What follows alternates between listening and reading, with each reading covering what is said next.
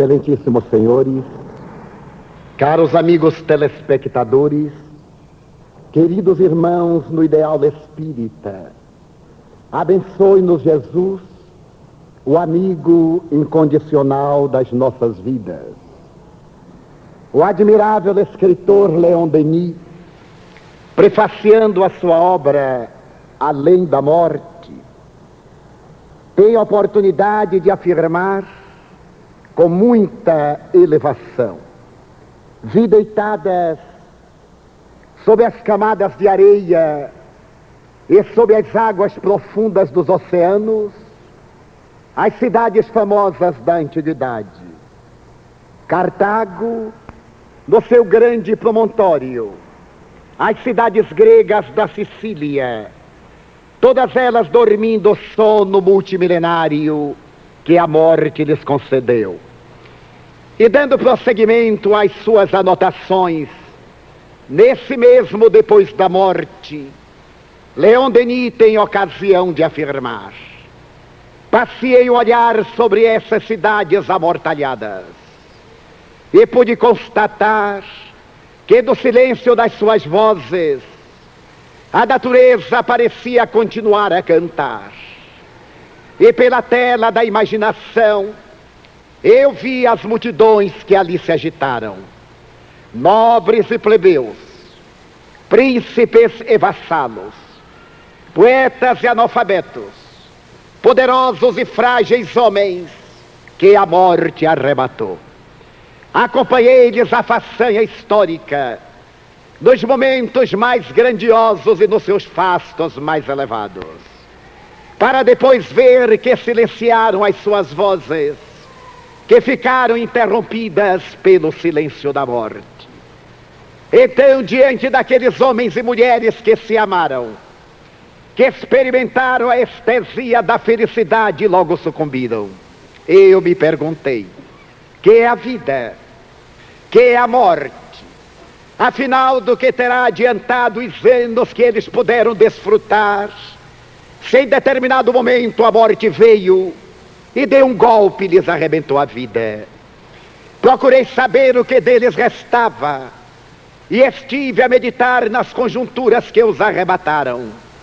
Lembrei-me do amor que um dia enfloresceu nas suas almas, das paixões, das lutas e dos governos transitórios que repousaram em algumas das suas mãos. Então eu me interroguei se a morte era a devoradora da vida e se tudo deve acabar neste golpe fatal da destruição dos sentidos. Então constatei que morrer não é fanar-se. A morte é apenas um momento de interrupção na jornada da vida. E contemplei que do silêncio dos mausoléus, hoje acariciados pela presença dos ventos, em cuja sombra de capitéis arrebentados as serpentes fazem os seus ninhos e os animais do deserto têm os seus covis, eu constatei que a vida prossegue triunfante e que nada consegue morrer. Então considerei o espetáculo da morte ainda mais trágico, mais truanesco e desagradável, diante da mesa de mármore frio, onde está depositado um cadáver. Lembrei-me de que há momentos atrás aqueles dois olhos projetavam claridade, seus lábios emitiam sons, o corpo se agitava com o calor natural da vida, as emoções pulsavam no seu coração, e agora a morte estava presente, deixando-os em um estado de apatia, de indiferença e de aniquilamento verdadeiramente desastrosos. Mas constatei que esse espetáculo cruel não representa o fim da vida. Pelo contrário, morrer é abrir-se uma porta na direção da realidade viva.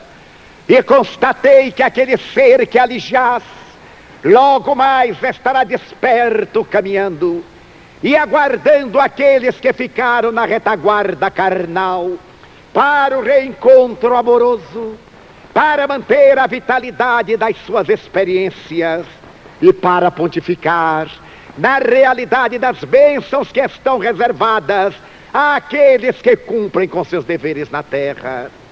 Foi pensando em vós, filhos e filhas do povo, em vós que chorais a saudade daqueles seres que vos deixaram momentaneamente, que vistes passar, amortalhado pela presença da morte. Foi para vós que veio uma doutrina capaz de vos enxugar as lágrimas e despertar-vos para a certeza dos reencontros que não tardarão. Para vós veio o Espiritismo, para vos dizer que jamais a morte seria poderosa para aniquilar o amor.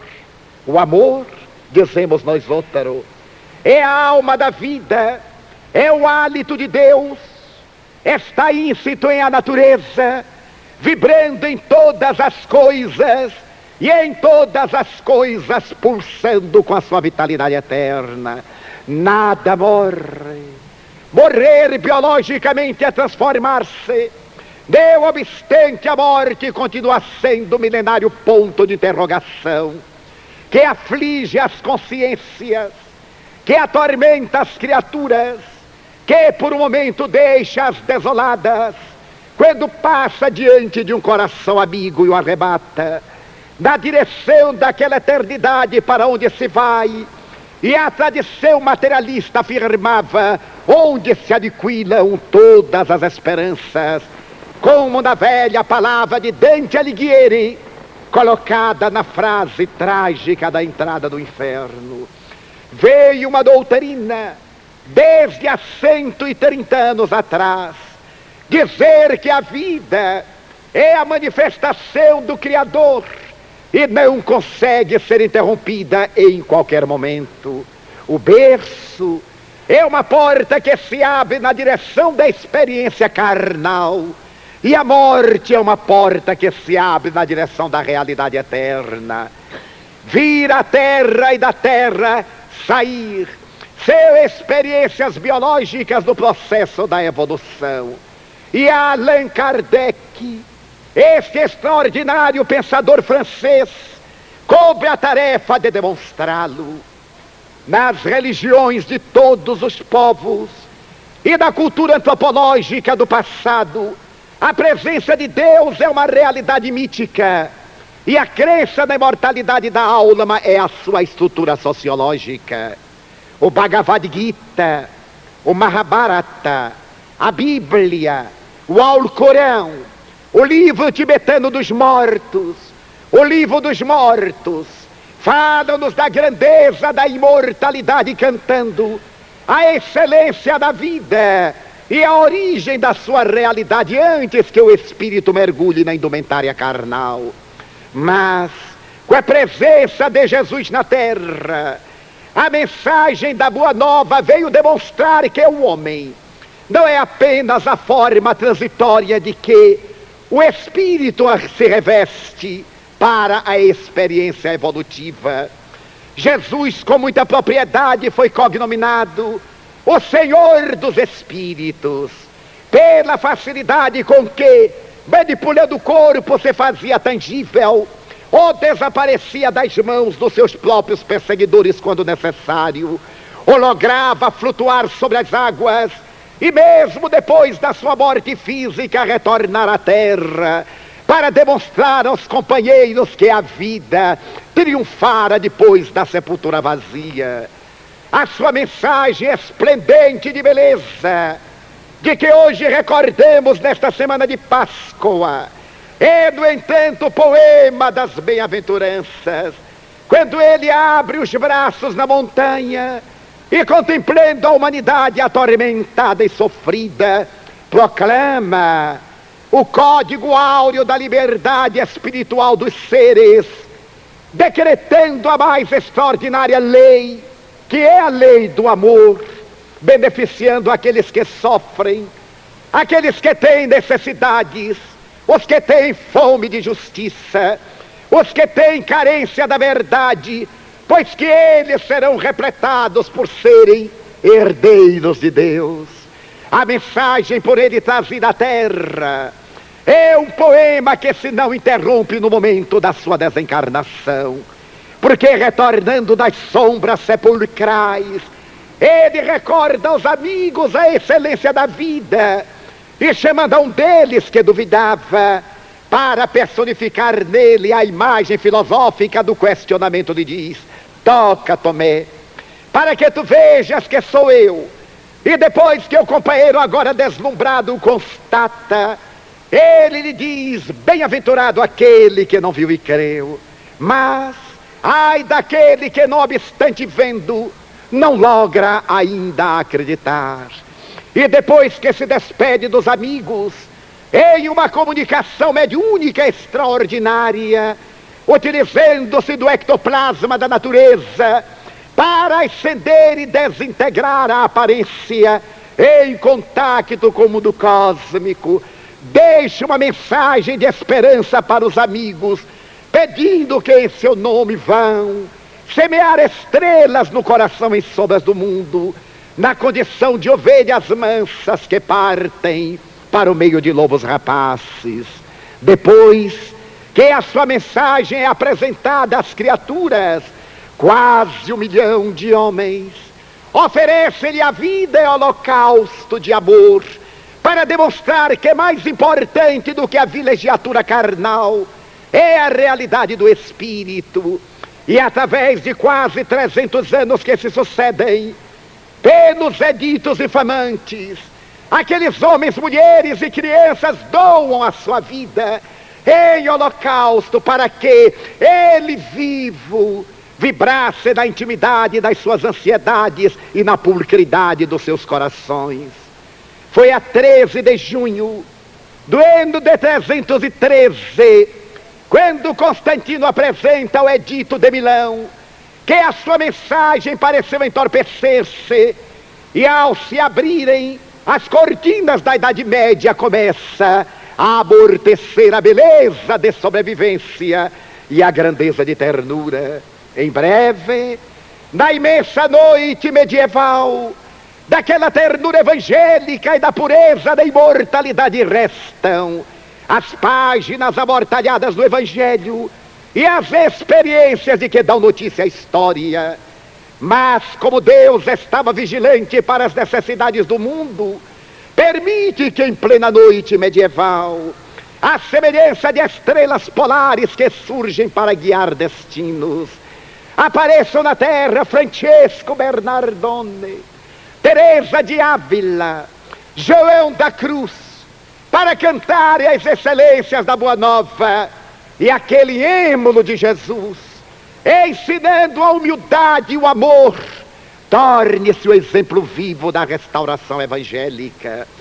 Quem, conhecendo a Francisco de Assis, poderá esquecê-lo jamais?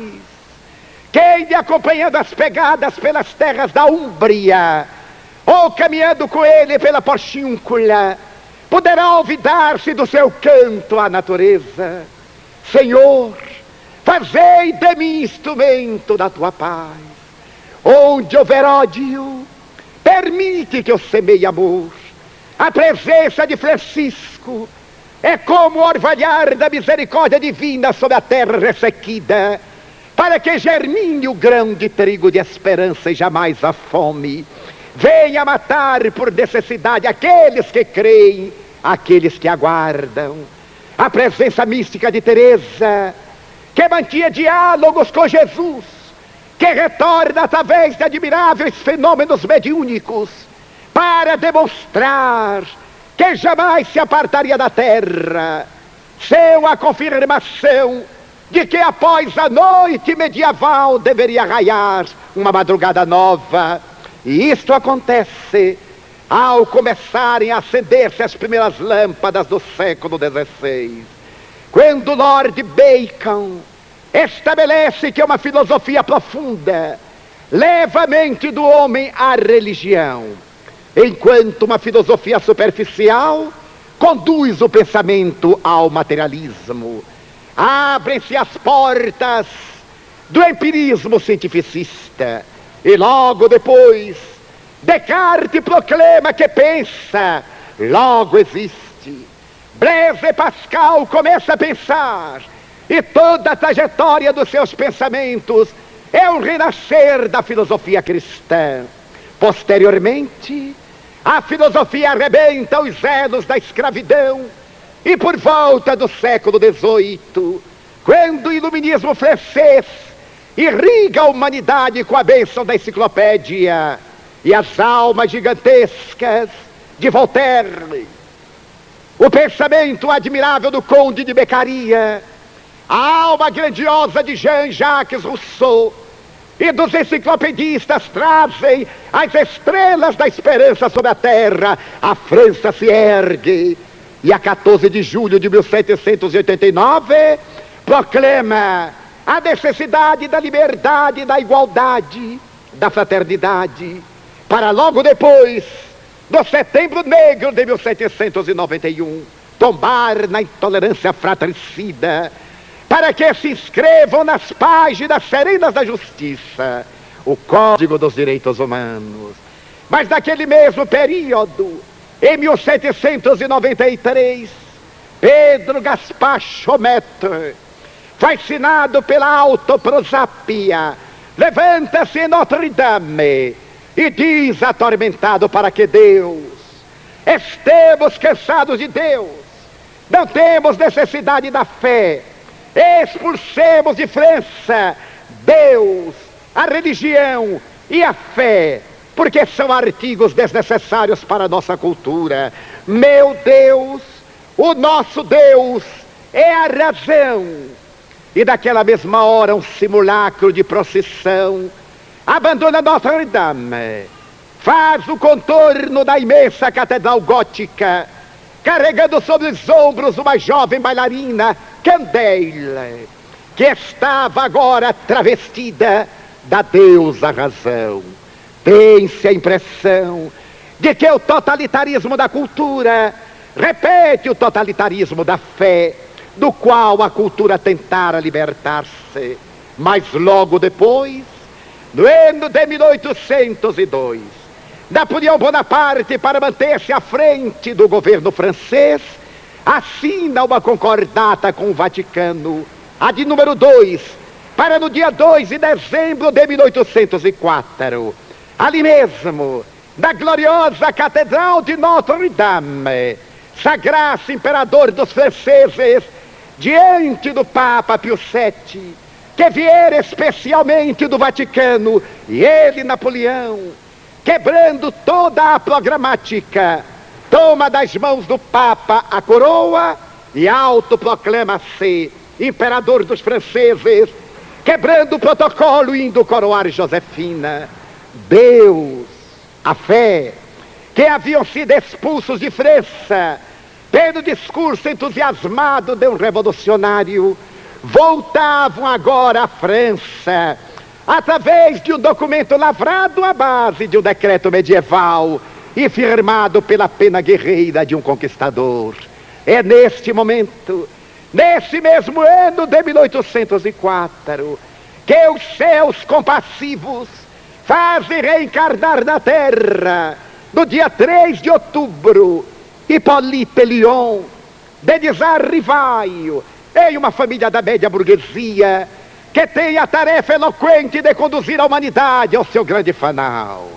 Estudando a posteriori em Verdun, com o extraordinário Pestalozzi, o pai da Escola Nova, este jovem Denisard Rivaio retorna a Paris e consagra-se como pedagogo eminente.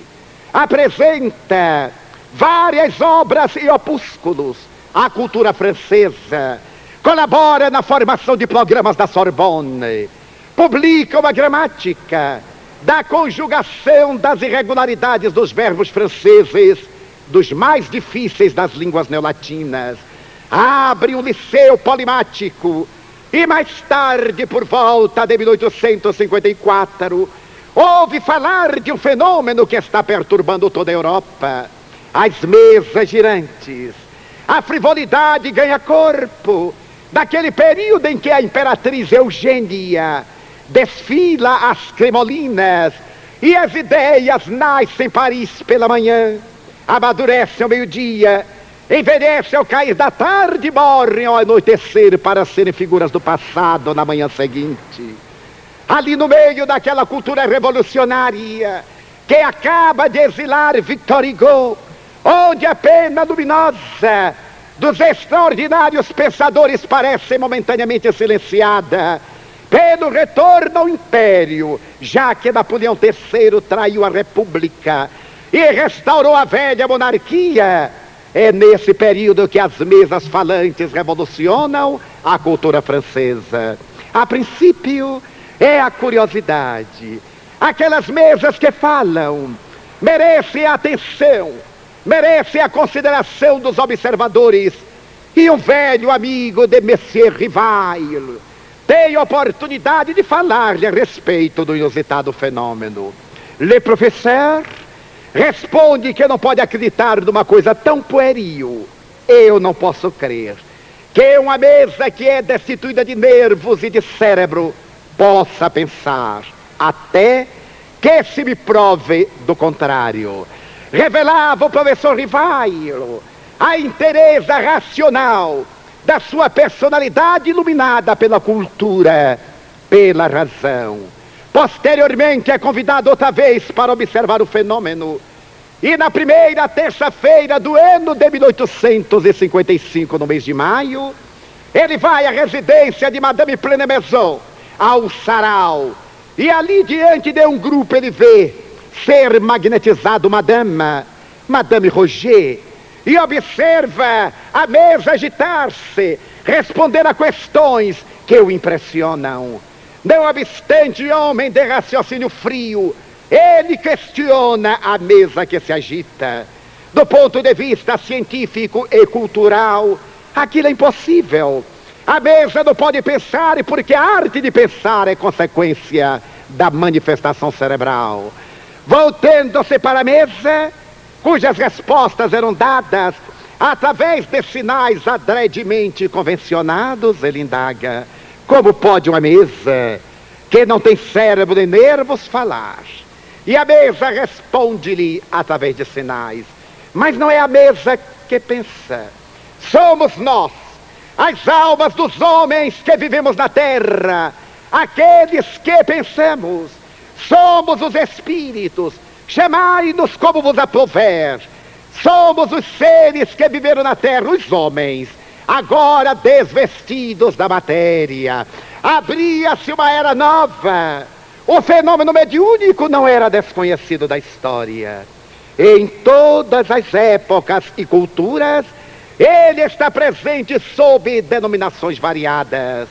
Os antropólogos e paleontólogos encontram-no no período glaciário de Gans. A história da antiguidade oriental é uma saga de comunicação entre o chamado mundo dos espíritos e o denominado mundo dos homens. O cristianismo é toda uma epopeia de comunicações entre anjos, homens, demônios, criaturas, demonstrando que a vida é inteiriça com interregnos no corpo e fora dele.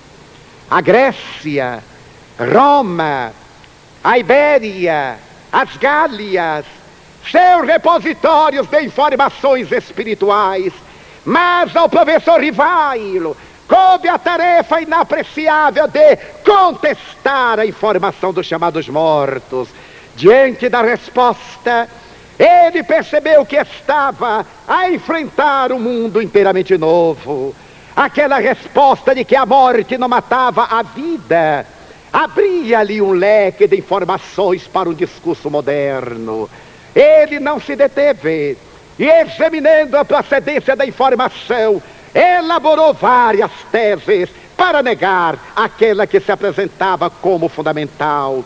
A hipótese da eletricidade, então desconhecida, a hipótese da fraude, da prestidigitação, do fluido magnético, e de hipótese em hipótese que os espíritos foram demolindo. O professor Rivail começou a questionar e veio a saber que morrer é apenas trasladar-se de um estado vibratório para outro.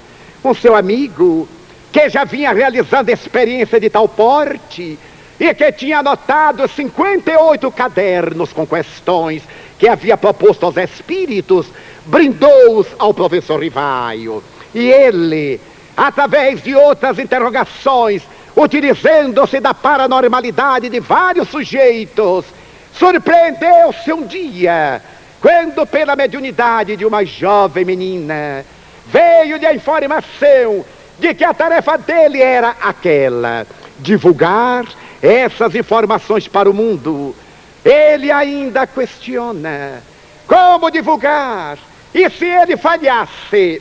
A resposta veio imediata: outro te substituirá, porque nas leis de Deus ninguém é indispensável. O professor Rivaio continuou investigando e veio a saber que há quase 20 séculos atrás ele havia vivido antes, ali mesmo em França, quando eram as Gálias.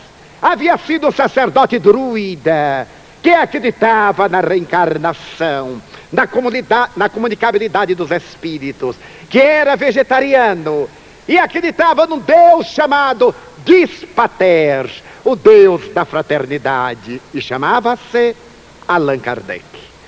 O professor Rivaio, diante desta informação, começou a reflexionar na doutrina da palingenesia, das reencarnações, estimulado a divulgar o resultado das suas observações, fê-lo a 18 de abril de 1857, há 130 anos atrás, numa manhã de primavera parisiense, em que os céus de Paris ainda estavam gris. Na Galeria d'Orléans, em Palais Royal, na livraria Danty, aparece uma obra que é o amanhecer de uma nova era, o Livro dos Espíritos, firmado por um estranho senhor, Allan Kardec. O professor Rivaio preferiu adotar um pseudônimo para ocultar a grandeza da sua inteligência, a fim de que aqueles que lessem a obra interessassem-se mais pelo seu conteúdo do que pelo seu autor. Não era o autor que daria brilho à obra. A obra, pelo seu conteúdo excepcional, dignificaria o seu verdadeiro autor, que aliás não era ele. Os autores eram os espíritos. A sua tarefa foi decodificar as informações, caldeá-las, examiná-las em profundidade, selecioná-las e observar um caráter universalista, porque a verdade não é patrimônio de um povo, de uma casta, de um indivíduo. Ela tem um caráter universal, e para que essa comunicação fosse verdadeira, ela deveria repetir-se através de vários médiuns que se não conhecessem, que não mantivessem qualquer contato entre si, e que no conteúdo, não obstante a forma, dissessem a mesma coisa. Era o critério de avaliação da universalidade do ensino. E Allan Kardec o logrou. Naquela manhã cinza, na livraria Danty, o Livro dos Espíritos aparece, e entre aqueles que o vão folhear, um dos primeiros é o admirável Nicolas Camille Flammarion, o jovem astrônomo do Observatório Astronômico de Juvisy, que aos 19 anos de idade era o maior astrônomo da Europa em seu tempo. Flammarion examina a obra e fascina-se pelo seu conteúdo de filosofia ideológica, pelas aberturas que ensejam a observação científica e pela porta que se abre à religião cósmica do amor. O Livro dos Espíritos, seguindo a tradição da ética de Spinoza, ou acompanhando o trabalho grandioso apresentado por Descartes, vem ser lançado na função dialética dentro da filosofia. E a primeira questão apresentada por Allan Kardec é das mais notáveis do conceito teleológico da humanidade. Que é Deus? É a pergunta número 1. Até então, até Allan Kardec, a filosofia como a teologia sempre perguntavam quem é Deus? E na própria pergunta estava íncita a resposta. Porquanto Quem faz pressupor que homem é Deus? E a resposta possuía um caráter antropológico. Deus tinha a sua natureza humana. Ele perguntando o que é Deus, a resposta é de uma clareza meridiana. É a inteligência suprema do universo, a causa primeira de todas as coisas, que ele interroga depois. E que prova se pode ter de Deus? A resposta é também surpreendente, através de um axioma que aplicais às vossas ciências. Todo efeito provém de uma causa. Examinai, pois, tudo aquilo que não foi realizado pelos homens, por Deus, há de ter sido realizado. Allan Kardec prossegue nas investigações, e a obra monumental questiona a presença do homem na Terra, estuda a matéria quando o conceito atomista era desprezado. Na questão de número 540, estes seres da imortalidade referem-se que o átomo um dia será anjo, da mesma forma que o anjo um dia foi átomo. Só mais tarde, só em 1878, é que William Crookes, passando uma corrente elétrica em um polo negativo dentro de um tubo de vidro fechado, vai detectar os raios que ele denominará catódicos. Um pouco antes, entre 1802 e 1808, João Dalton, aplicando experiências químicas, vem de detectar que a matéria não é compacta como se supunha. Ela é constituída de corpúsculos com espaços intermoleculares. A teoria atomista de Demócrito, Leucipo e Lucrécio era desenhada pela ciência, e o espiritismo, antecipando Rutherford, Einstein, Planck, tem a oportunidade de dizer que este átomo um dia será anjo, tanto quanto este anjo um dia já foi átomo. Pela teoria dos quanta, através da conceituação da relatividade do tempo e do espaço de Einstein, vamos encontrar a confirmação da física nuclear a respeito da resposta filosófica da doutrina espírita. Porque quando jovem, Einstein havia dito: a matéria explica a matéria. O universo se explica a si mesmo. Qualquer tentativa de explicar-se a matéria fora dela e o universo fora dele é um absurdo científico. Mais tarde, examinando o fenômeno da fecundação animal e observando a teoria dos quanta, acompanhando ainda a segunda lei da termodinâmica, ele teria ocasião de refundir o seu conceito, porque observou que no momento quando o gameta masculino fecunda o óvulo e o transforma em neuroblasto, célula-ovo, o quantum de energia que ali está carregada é a partícula mínima de vida, de força vital para a sustentação do ovo. Mas através da sessiparidade, quando este ovo semiparte, o quantum de energia primitiva estará presente no outro, e sucessivamente até manter no organismo adulto 60 trilhões de células em circuito especializado com o mesmo quantum de energia da célula primitiva, através do estudo da lei da entropia, que tende a equilibrar, a balancear as leis de força e de energia numa média aritmética pelo baixo. A vida para viver exige energia. Envelhecer e morrer são resultados da falta de energia. Einstein constatou que algo estava errado. Ou a teoria da termodinâmica não era verdadeira, ou seu conceito a respeito da matéria estava equivocado. Meditando profundamente, teve a coragem de declarar: posso afirmar, escreveu posteriormente, que a matéria não explica a matéria, nem o universo explica o universo. Posso afirmar que fora do universo há um poder pensante e atuante que independe dele.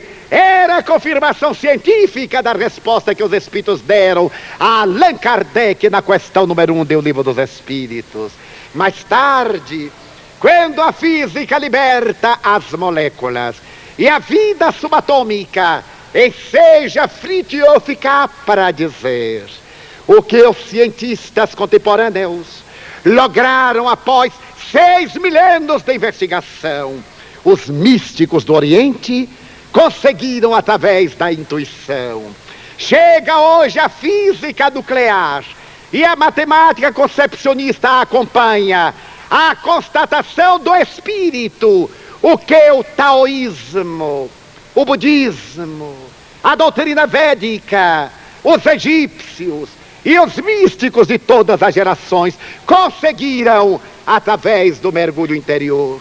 E seguindo a trajetória das descobertas, no ano de 1967, o astrofísico inglês Firsoff viria a público declarar: detectei o espírito. O espírito já não é mais uma concepção de ordem teológica nem mítica. É uma realidade que ninguém pode negar. O espírito é uma entidade de interação universal, semelhante à eletricidade e à gravidade. E para que não restassem dúvidas, este admirável sábio inglês, que tanto pesquisou, afirmava em continuação: e não se pense que é um corpo conceptual, é um corpo que tem fisiologia. Poderíamos dizer com a palavra inglesa mind, mente, que este corpo é constituído de mindoms, de partículas mentais. Na questão número 23 do Livro dos Espíritos, inquire Allan Kardec, que é o espírito, é o princípio inteligente do universo. Mais tarde aditará: povoa o universo fora do mundo material. A mesma definição em linguagem técnica dirá o Dr. Firsoff, demonstrando a exatidão das informações filosóficas constatadas pela ciência contemporânea e exaradas em O Livro dos Espíritos. Não obstante, esta obra monumental, que veio trazer uma ideia nova, porque conforme acentuou Allan Kardec, para ideias novas, palavras novas, havia o conceito espiritualismo, neo-espiritualismo. Ele propôs a palavra espiritismo, que definiu: é a ciência que estuda a origem, a natureza, o destino dos espíritos e as relações que existem entre o mundo corporal e o mundo espiritual. Mais importante do que a definição é a filosofia disso decorrente, dentro de uma teologia que não se subordina a dogma de qualquer natureza. Porque os fundamentos básicos da crença espírita são a crença em Deus, na imortalidade da alma, que se comprova pela comunicabilidade dos espíritos, na reencarnação que demonstra a justiça de Deus, e na pluralidade dos mundos habitados, que hoje a ciência da astrofísica vem de confirmar, ainda por Firsoff, ainda por Sir James Jeans, através dos mais admiráveis astrônomos ou astrofísicos da atualidade. Essa expressão desses 5 itens de fé apoiam-se na lei de amor, que é a lei natural, como ele escreveu na 3ª parte do Livro dos Espíritos. Porque Deus é amor, como afirma João, e Jesus havia dito: é o Pai, o genitor divino. Então, da lei de amor, Allan Kardec apresenta 10 leis morais, sendo, portanto, essa estrutura da lei de amor a base que serve de sustentáculo aos pilotis da fé racional, porque decorrentes do exame do fato através da mediunidade. Foi a mediunidade o instrumento que ensejou a Allan Kardec a prova irrefutável da imortalidade da alma. Pode-se dizer, sem qualquer receio, que foi ele o primeiro metapsiquista, o parapsicólogo da humanidade, não obstante as duas palavras ainda não houvessem sido cunhadas. Porque foi ele quem teve a coragem de introduzir a sonda da investigação no organismo mediúnico, sem qualquer superstição, sem crendice, sem deslumbramento e sem cepticismo. Sócrates contentava-se em escutar um daimon, um espírito tutelar. Allan Kardec interrogou os espíritos e percebeu que a morte não dá sabedoria a ninguém. Mentem os espíritos, porque eles são as almas dos homens, desvestidos da matéria. Falam a verdade os espíritos, mas uma verdade relativa. Eles não são detentores da verdade, por isso há um grau de evolução, como é óbvio em todas as leis da natureza. Daí desde as entidades mais primárias até os espíritos mais elevados ou os querubins, há toda uma gradação do processo evolutivo. A morte não torna homens santos, nem demônios anjos. Morrer é abandonar o casulo, levando a bagagem dos atos que caracterizou a vida material. Allan Kardec teve a coragem de examinar o médium, como dizíamos, e dar dignidade à mediunidade. É certo que a mediunidade não pertence ao espiritismo, é um fenômeno fisiopsíquico. Qualquer indivíduo que tenha uma certa predisposição para contactar com os espíritos, escreveu ele, é pois um médium, variando a gradação de mediunidade como varia de inteligência, a de memória e a das aptidões naturais ou das tendências, também a da mediunidade que, à semelhança daquelas, pode ser educada, ampliada, ou se pode bloquear, anestesiar e até mesmo perder-se. O que Allan Kardec fez foi apresentar um código de ética moral, dizendo que os espíritos são simpáticos às pessoas dignas e que, de acordo com a conduta do médium, você pode aquilatar quais os espíritos que estão com eles. Não seria repetir-se o blocardo português? Dize-me com quem andas e eu te direi quem és. Diríamos aqui o contrário. Dize-me quem és e eu te direi quem te acompanha. Ele demonstrou que o exercício da mediunidade não dignifica a ninguém, nem o rebaixa. A dignidade é para o espiritismo o que o microscópio é para a vida micro-orgânica. Ou o telescópio representa para o cosmos um instrumento neutro. A dignidade do seu possuidor é que lhe dá elevação, o que a rebaixa. Pela maneira como se conduz o instrumento, os resultados pertencem não ao instrumento em si, mas àquele que o manipula.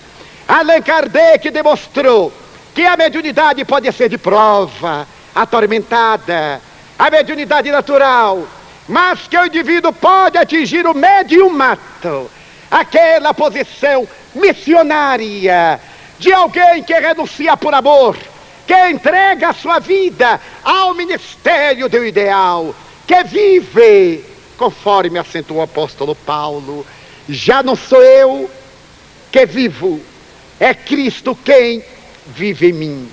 Entre outros no mundo, poderíamos recordar no Brasil a Francisco Cândido Xavier, que completa neste ano 60 anos ininterruptos de mediumato, de abnegação apostólica, sacerdotal, humanitária, espírita e totalmente cristã. Allan Kardec, através do Livro dos Espíritos, ensejou-nos uma visão otimista da vida e logrou o mais notável fenômeno universal: matou a morte, porque demonstrou que ninguém morre. Provou, através da mediunidade, que os mortos voltam conforme eram, nem melhores, nem piores. Da forma que viajaram, retornam, trazendo de volta o material de que se fizeram portadores. Não obstante, no ano de 1889, apareceu em Paris uma obra, Automatismo Psicológico, apresentada pelo neuroanatomopatologista Pierre Janet, dizendo que a mediunidade era um estado histeropata, A mediunidade era um desequilíbrio da personalidade. Era o resultado de um fenômeno subconsciente, em que se arquivavam personalidades parasitárias ou dúplices. E em estado de exaltação da personalidade, o indivíduo assumia uma dessas personificações negativas. Apresentada na Salpêtrière, a grande Universidade de Paris, por uma personalidade de alto coturno intelectual, discípulo e colaborador de Charcot, a calúnia bem urdida cairia sob o dorso da mediunidade como a chibata cruel. Vivia-se, ao lado da informação espírita, a pesquisa de natureza metapsiquista, ciência criada por Crookes, Richer e Bolzano. Mas quando foi apresentada a teoria do subconsciente, Pierre Janet sugeriu, da mesma forma que existe um automatismo fisiológico, as funções de assimilação, de respiração, os batimentos peristálticos, os batimentos cardíacos e outros, deve existir na área psicológica automatismos que lhe correspondem, dando a impressão de que as chamadas comunicações espirituais pertenceriam à presença dos defuntos quando são estados psicopatológicos. A teoria de Janet encontraria reforço da palavra do Dr. Grasset e do Dr. Flournoy, que imediatamente vieram situar o subconsciente no chamado polígono cerebral de Vandt e de Charcot, em uma linguagem complexa de ciência anátomo-patologista e fisiológica, intimidando a mediunidade. Aliás, Hegel diria, mede-se a grandeza de uma ideia pelas resistências que ela provoca. A ideia espírita provocou uma reação à altura do conteúdo da sua filosofia, porque de toda parte apareceram adversários gratuitos, pessoas que, a não conhecendo, atacavam-lhe o conteúdo. Mas à semelhança de um sol, o espiritismo foi esbatendo as trevas, porque é uma doutrina que não está contra nada, nem contra ninguém. Não combate nada, não combate o mal, ensina a prática do bem. Não se levanta contra a treva, acende uma luz. Não deblatera contra o doente, atende a doença, eliminando-a, e socorre o doente, dando-lhe uma terapêutica. O espiritismo lentamente foi demitizando as acusações e as teorias, e a do subconsciente, que vicejou longamente, veio defalhar diante das demonstrações que hoje estão diante das câmeras de televisão, para provar que são forças parafísicas, agentes extracorpóreos, as almas dos homens que viveram na terra. Este inconsciente é tão curioso que ludibria diariamente a consciência. Seria de dizer-se do estado de sono ou transe na área patológica, quando interrogado quem seria o ser que ali está, obviamente o inconsciente deveria dizer: sou eu. Sou os arquivos do sensitivo. Normalmente se refere a uma personagem extrafísica que viveu na Terra, que abandonou a Terra, dando dados absolutamente corretos e conseguindo realizar incursões que anulam qualquer expressão academicista, seja na área mais avançada do conhecimento, ou naquelas que chegam a ser-nos chocantes pela profundidade dos recursos lasers, bactericidas, de que se utilizam os espíritos para lograr os seus tentames, ou na área da beleza, trazendo os imortais, oferecendo-nos a visão paradisíaca da arte, ou da literatura, através das mãos miraculosas que escrevem, conduzidas pela ternura dos anjos, falando-nos da vida extrafísica e conclamando-nos a uma nova ética. O espiritismo chega, havia anunciado Allan Kardec na hora própria, quando a ciência lhe podia investigar as causas, o que hoje fez a parapsicologia, agora em novas expressões, da psicobiofísica ou da psicotrônica, constatando que na imensa gama dos fenômenos da sua classe, os há também de natureza psiteta, que faz pressupor a interferência de seres de outra dimensão, ou das almas dos homens que viveram na terra e que retornam. Para quê? Para nos consolar. Como disse Denis, como prometeu Jesus, João 14:16.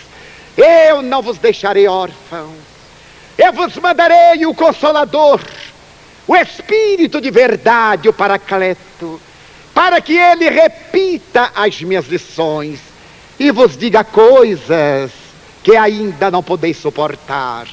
Os Espíritos vêm dizer-nos, na área da psicologia e das ciências do psiquismo, o que se não podia suportar antes. E agora, a terapia das vidas passadas está a comprovar a reencarnação do laboratório de psicologia, do laboratório de psiquiatria.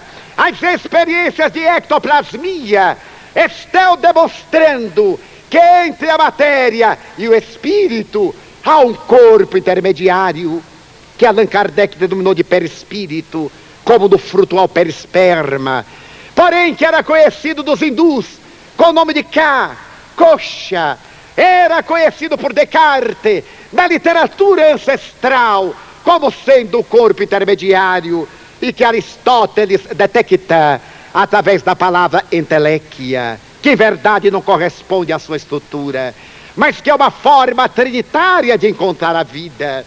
A doutrina espírita, 130 anos depois de publicado o Livro dos Espíritos, aí está, ensejando a humanidade nesta hora caótica, nesta hora de tormentos e de beleza, nesta hora de grandezas e de miséria, porque o homem que atingiu as estrelas é o mesmo homem que mata no meio da rua. O homem das viagens interespaciais é o mesmo homem atormentado das vielas torpes da toxicomania. O homem que detém o poder é incapaz de controlar as suas necessidades. E no meio dessas aflições, a presença de Cristo, dizendo-nos como outrora: credes em Deus, crede também em mim. Na casa de meu Pai há muitas moradas. E mais adiante: não vos turbeis, nem vos aflijais. Vinde a mim, todos vós que tendes sofrimentos e aflições. Tomai sobre vós o meu fardo, recebei o meu jugo e aprendei comigo, que sou manso e humilde de coração. Leve meu fardo, suave meu jugo, vinde a mim, eu vos aliviarei. Ciência, o Espiritismo investiga no efeito a causa que encontra, e estabelece na filosofia e na teologia a fé raciocinada, que somente é verdadeira quando pode enfrentar a razão face a face em todas as épocas da humanidade, mas atinge a sua culminância evangélica na caridade, que é a alma do amor, ensejando-nos a realização do bem operante e trabalhando pela construção do mundo melhor, abrindo no seu discurso a oportunidade para identificar-se com todas as doutrinas que são expressões de Deus, porque todas as escolas de fé são inspiradas por Deus para as variadas necessidades humanas. E hoje, quando todos trazemos o coração dilacerado, somos raros aqueles que não temos a dor embutida na alma, que não temos alanceado sentimento, ou não trazemos a saudade esculpida em nossas evocações a respeito de alguém que morreu, mas que vive, porque a morte foi devorada pela vida. No Espiritismo encontramos tábula rasa, a base da sustentação da nossa fé, e o estímulo para nos tornarmos vanguardeiros de uma nova era. Todos temos carência de amor, amemos nós. Florescemos onde Deus nos haja plantado. Sejamos nós aqueles que servimos. Não esperemos que nos ajudem, ajudemos nós. Se alguém não nos ama, problema dele. Quando não amamos, problema nosso. Se alguém nos persegue, pior para ele. Quando perseguimos, infelizes de nós, e dando-nos as mãos, sem prejuízo de casta, de cor, de credo, erguemo-nos para cantar o hino de louvor a Deus, e exaltando estes 130 anos do nascimento da doutrina espírita, digamos: Senhor, a maioria dos homens que te procura é sempre para pedir. Uns reclamam, outros impõem, um grande número blasfema, menos eu, Senhor. Eu quero dizer-te que é uma vida que para mim é bela e é consentida. Muito obrigado, Senhor, pelo que me deste, pelo que me dás. Muito obrigado pelo ar, pelo pão, pela paz. Muito obrigado pela beleza que os meus olhos veem no altar da natureza. Olhos que fitam o céu, a terra e o mar, que acompanham a ave ligeira que corre fagueira pelo céu de anil e se detém na terra verde, salpicada de flores em tonalidades mil. Muito obrigado, Senhor, porque eu posso ver meu amor.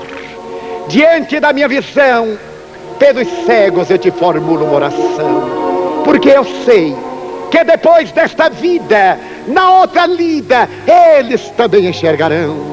Muito obrigado, Senhor, pelos ouvidos meus, que me foram dados por Deus, ouvidos que ouvem a música do povo, que desce do morro na praça cantar, a melodia dos imortais, que se ouve uma vez e ninguém esquece nunca mais. Pela minha felicidade de ouvir, deixa-me pelos surdos pedir. Eu sei que depois desta dor no teu reino de amor, eles voltarão a sentir. Muito obrigado pela minha voz, mas também pela sua voz, pela voz que ama, que declama, que canta, que ilumina, pela voz que ensina, que trauteia uma canção e que o teu nome profere com sentida emoção. Diante da minha melodia, eu te quero rogar pelos que sofrem de afasia, os que não cantam de noite, os que não falam de dia. Oro por eles, porque eu sei que depois desta prova, na vida nova, eles também cantarão.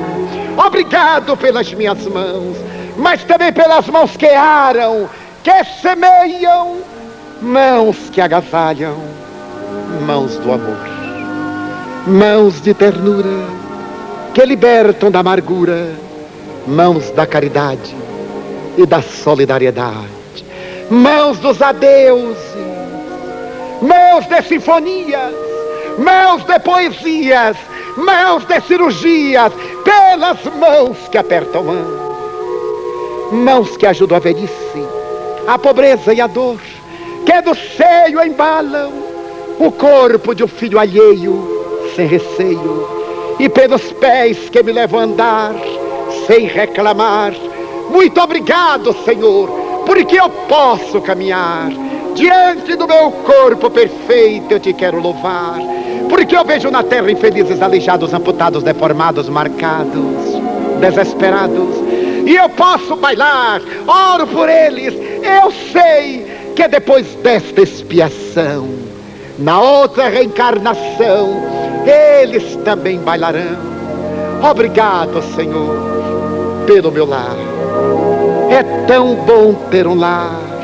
Não é importante se este lar é uma mansão, ou um apartamento de luxo, ou está numa favela, se é um gramato de dor, ou um ninho, uma casa no caminho, seja lá o que for. Mas é importante que dentro deles está amor.